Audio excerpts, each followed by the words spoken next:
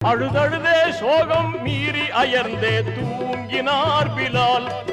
அது போது நபிகள் நாதர் கனவில் தோன்றியே சொன்னார், அன்பே நீர் இங்கே வாடுவதாலே நன்மையல்லவே, அன்றேனோ மதினா நகரை விட்டு வந்தீர் வீணிலே. பழுதாகிய தூக்கம் கலைந்ததும் ஓடோடி தேடினார்.